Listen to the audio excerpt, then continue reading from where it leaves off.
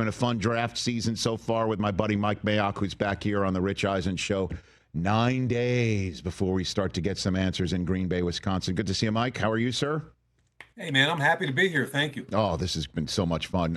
So first order of business is the last time we spoke together, you were going through the top 10 picks of this year's draft, and we don't call it a mock draft with you, Mike. Here's what we're calling. Hold on a minute. Put it up on the screen. We're calling it the Mike Mayock draft. That's what it is. That's what it is. It's the Mike Mayock draft. And you had Jihad Campbell going to the Saints at 9. The Derek Carr news that it appears he might not be able to play in 2025. Does that affect anything you think in the Saints draft room strategy-wise here, Mike? I think the only people that really know that are in that building. And when they acquired Derek, keep in mind that he had an AC joint problem in his shoulder in 23. The Saints are very aware about it, were very aware about it. I don't think it's a surprise. I think what intrigues me about it is that it just came out so publicly right now before the draft. So I don't know if, I don't know, A, the severity of it. I don't know, B, how content or not content Derek is in New Orleans. I do know that New Orleans restructured his entire contract to more cap room, which means they've effectively married him because they already paid out the entire contract for this year, all except for the veteran minimum of $1.2 million. So I think there's a lot more behind the scenes than we're aware of right now. And I'm not sure it affects their pick at number 9. I don't think Mickey Loomis is a panic guy. And right now I've got, in my mind, it's the top defensive player. They might go with a corner there. They could go with a defensive tackle, but I've got him going with the best player left on my board at that point on the defensive side, which is Jihad Campbell. So you think that with the knowledge already about Carr's shoulder baked in, it's more of a, and again, I'm reading into what you're saying. You can obviously tell me. It's more of a Spencer Rattler versus Shedeur Sanders question than Derek Carr question, you think, Mike? I think at this point, there are a couple things, Rich. One is, what is the veteran quarterback market? And it's decimated. Cleveland signed Flacco this past week. You're looking at what, Carson Wentz or Ryan Tannehill at this point. The Kirk Cousins thing as a division rival, doubtful, highly. Right. And it's not just any division rival, too, man. Right. Like a warm place would have to freeze over before Atlanta and New Orleans did anything, right? To help each other out. Yeah. So I kind of go, okay, at that point, if they were already going to take a quarterback at 9, if he was available, I don't think this changes it. And if they weren't going to take a quarterback at 9, I'm not sure this changes it either, because then they're reaching for a quarterback they didn't think highly enough of prior to that. So I kind of look at it and say, I think those second and third day quarterbacks are in play for a lot of people. Mike Mayock here on the Rich Eisen Show. Okay, so the Bears sitting at 10 on the board that you currently have set up. What do you think they're going to do here, Mike? We talked briefly last week about it, Rich, and I'm not changing my thought process. I love Tyler Warren there. I'm a Cole Kmet fan, but I love both of them in the game at the same time. I love a quarterback right now. He's got DeAndre Swift in the backfield. He's loaded at wideout. They just upgraded the interior offensive line, and you've got to continue to help this kid play at a higher level. And I think a guy with the unique skill set of Tyler Warren from Penn State does that. He can line him up everywhere. He's built more like a Gronkowski than a smaller, quicker tight end. He's not afraid to block. You can move him like a Swiss Army knife all over, fullback, wide, wing back. He was a shotgun guy at Penn State. I'm not sure he's going to be in the shotgun there, but at the end of the day, I love the fit. Okay. Now the 49ers are sitting there at 11. Yep. What do you think they are going to do here, Mike? This is a season of transition for them. They've let go a lot of high-priced veterans. In free agency, they signed a lot of kind of rotational backups, not starters. So this draft, they've got 11 picks in this draft, 2 in the third, 2 in the fourth. This is a kind of a huge draft in their franchise right now. They've got to take advantage of it. I think they look at this and they go, okay, what do we need here? D-line, O-line for sure, but no corners are off the board. And I think you can look at Will Johnson, and I think you can look at Shedeur Barron. And I think Barron, with the versatility of playing outside or nickel and being a little cleaner, he's run his 40. He's done all the things that Will Johnson hasn't coming off injury. I like Shedeur Barron at that point to San Francisco. So you think that would be the choice there? And the fact that Barron has done all of it and has given a clearer picture is what wins the day there. All right, now the Cowboys are on the clock, Mike Mayock. What happens with the Dallas Cowboys here? 12. Oh, boy. Dallas has 10 picks, nobody in the fourth. Obviously, I think they have 4 needs: corner, defensive tackle, running back, wide out. I think they could trade down, but the ability to sit here and stick and pick and augment what they have already with CeeDee Lamb, I'm going with Matthew Golden. You like that? You go and why Golden over, say, Marion Hampton here? What do you think there? I think Golden. I love Omarion Hampton, and I think the running back class is so deep. You can come back around in the second or third round and get a running back that you love. So I'm not worried about them finding a running back, even though Hampton's a consideration for me. If Genty was here, I might be more tempted. But the ability to sit here and take the first wide receiver in the draft and put every team in the league, especially those NFC East rivals, on notice that now we got 2 guys that can fly. We got 2 guys that can run routes. This kid ran 4.29. He's quick. He catches everything. He's an advanced route runner. You line him up with CeeDee Lamb. I think there's a different look next year with those 2 lining up wide. Okay. So now the Miami Dolphins are on the clock at 13th overall. And I'm wondering if this might also include the news today, the wrinkle that the Dolphins and Jalen Ramsey appear to be on the outs and willing to separate and give Ramsey an opportunity to find a different place of employment. Would this be now the Michigan corner, Will Johnson, if that does happen, or no, Mike? I think Will Johnson is in play regardless. Obviously, if the plan is to move on in that building, if something happens and they're able to move on and generate draft picks, it'd be interesting to see what the picks are they get for a 31-year-old guy. He's guaranteed, I forget, 25, 26 million, or I think this year.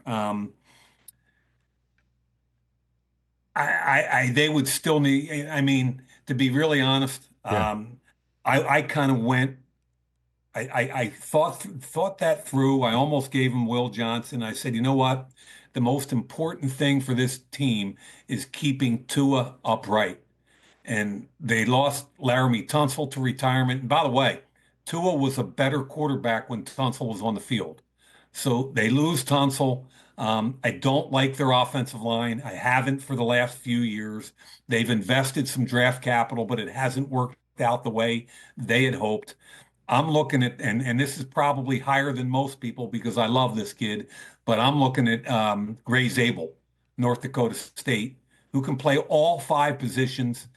They can line him up at tackle. They can kick him inside the guard or center. I think this kid is smart. I think he's intensely tough, and they need some of that on that offensive line. They need to kickstart that run game last year that really struggled. But most importantly, they got to keep Tua up and people off of him. I'm going Zabel. Yeah, I mean, I think you were referring to Teron Armstead, the lineman. Oh, yeah. Yeah, I'm sorry. No, all good. No, all good.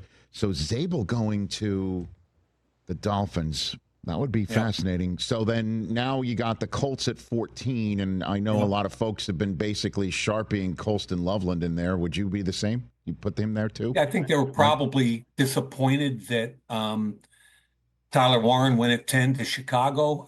I've got a grade on Loveland that's only slightly below. Mm-hmm. And I think some people are saying, what about interior offensive line? We lost Will Freeze, we lost Ryan Kelly, both to Minnesota.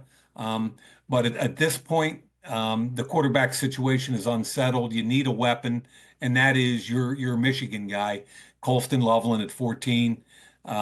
Really good hands. Big, long guy, can get down the field, run verticals, very effective at all three levels, can beat man coverage, understands and knows where to fit in versus zone. And while he's not a people mover, he's effective enough as a blocker that you can line him up in a lot of different positions. You don't want to just sit him in a Y and tell him to block down on 300-pounders, but he can be an effective and efficient blocker. The Atlanta Falcons sitting there at 15 do what, do you think, Mike? I think they need an edge, and by the way, I thought about it. What year is it, Mike? Yeah. I mean, that sounds like we've heard that story before for the Falcons. Yeah. I mean, I was tempted to give him Will Johnson to line up across from Terrell. But at the end of the day, Mike Green from Marshall has a similar grade, and they have a higher need there. So Mike Green, for me, quick, twitchy, tough kid. I'm going to give him to Atlanta, and they've needed that for a long time now. So Will Johnson still sitting there now halfway through the first round. Yeah. Is that Arizona's gain, or you think we still keep him on the board here, Mike? I really like the pick I gave Arizona, and his name is not Will Johnson. I gave him Kelvin Banks from Texas. Mm-hmm. And to me, I love the fact that he can kick inside and play guard year one. And then don't forget that they've got a tackle out there, Jonah Williams, who is getting old. And he's last year of his contract. Kelvin Banks can start inside, kick outside the right tackle, which I think he can play either position at a high level. And I think he gives them what they need in that offensive line and for Kyler Murray. Okay, Cincinnati sitting at 17 as we work through the middle of this draft, 9 days before it, with Mike Mayock here on the Rich Eisen Show. What do the Bengals do at 17? Regardless of Trey Hendrickson, whether they sign him prior to the draft or not, I'm going James Pierce from the University of Tennessee. He'd fit in great with a rotation with Hendrickson. His upside is outstanding. He's long. He's one of the twitchiest players in this draft. He can push a pocket. He's stronger than people think, even though he will develop more power at the point of attack. I think he's a guy, there's been some rumors off the field stuff, but I think he's a guy to come in and perform at a high level year one for Cincinnati. All right. Now, Seattle's sitting at 18. Yeah.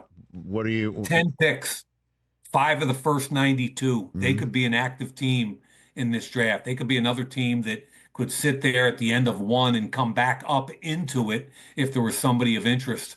They've got 2 2s and 2 3s, and obviously they're ready to go. They've got Sam Darnold.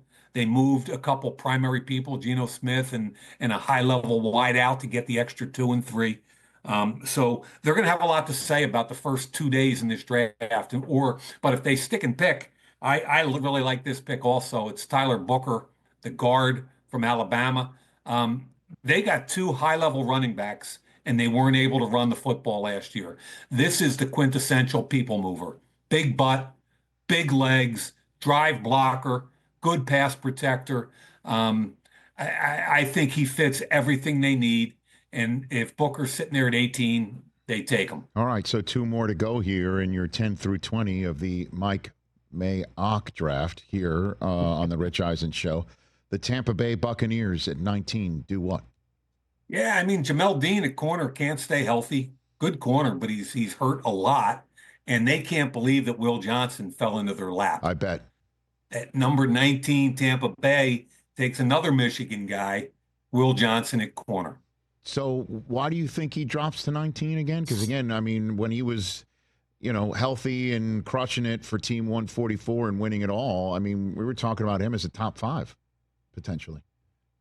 I've got there are two things, and I keep hearing it around the league. And one is there's a little bit of a lack of speed, and that's okay. Okay, I mean, he doesn't have to run 4.39, but the fact that he didn't run a 40 bothers some teams.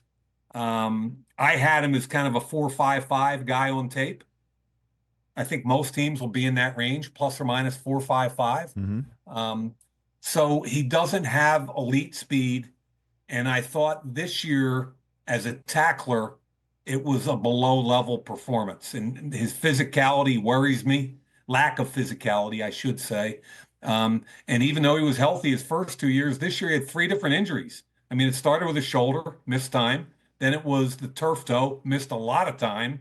And finally, it was the hamstring, and he didn't work out at the combine. He came back and had a separate workout later and did a lot of drills, but no 40. So I think there are some teams that have some questions, mainly around the lack of physicality and the overall